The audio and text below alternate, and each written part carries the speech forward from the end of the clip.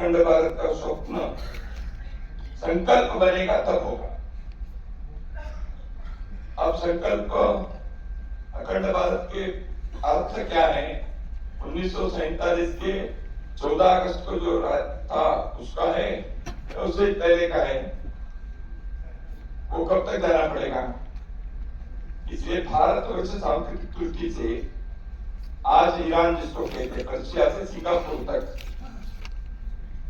एक सांस्कृतिक इकाई रही जिसको जम्बू द्वीप कहते थे। सांस्कृतिक दृष्टि से इसमें एक विश्व दृष्टि रही है। तो वह राज्य व्यवस्था नहीं थी, राज्य तो अलग अलग थे। अब जो अखंड भारत के विषय है, स्टेट के नाते सोच रहे हैं। पाकिस्तान, बांग्लादेश दो अलग अलग स्टेट हुए, राज्य व्यवस्था हो गई। तो वह एक कृत्रिम व्यवस्था बनी एक साजिश के तहत। तो उसके शिकार हो गए भारत के भी वहां के लोग। तो एक शत्रुता भी बीच में पनप गई। और शत्रुता स्टेट्स के बीच में, सरकारों के बीच से तो समझ में आता, अब समाजों के बीच हो गया है, क्योंकि रिलीजन के आधार पर विभाजन होने के कारण ये हुआ है। संस्कृति एक होने पर भी रिलीजन अलग होने से राष्ट्रांतर हो गया। हम अलग राष्ट्र के हैं, ये भाव वहां के लोगों को आ गया। तो इसलिए इसको ठीक होने के लिए समय लगता है। अखंड भारत के स्वप्न पूरा होने के लिए सेना लेकर वहां जाकर जबरदस्ती पाकिस्तान को जोड़ने से होगा, ऐसा नहीं है।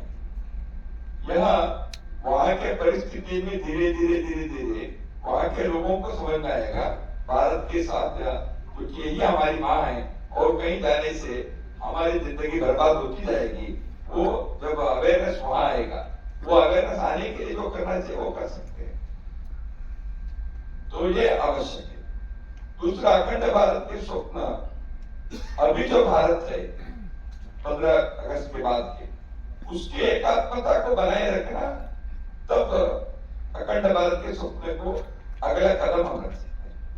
हमारी भारत की एकात्मता ही कई बार अलग अलग प्रकार से राजनीतिक और स्वार्थ और विदेशी साजिश के कारण, कभी पूर्वांचल में, कभी दक्षिण भारत में, कभी पंजाब के समय में, कभी कश्मीर में अलग अलग स्वर उठते हैं।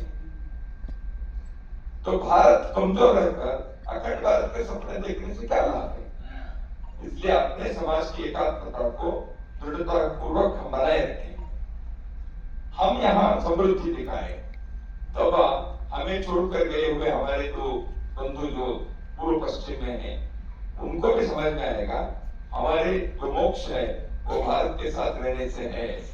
वो दिन के आने के लिए अपनी साधना करनी पड़ेगी। तो वहां की परिस्थिति में जो होगा, इसलिए वो कोई राजनीतिक व्यवस्था से करने वाली चीज नहीं है। धीरे धीरे कुछ समाज के स्थित्यंतर होने से ही होगा।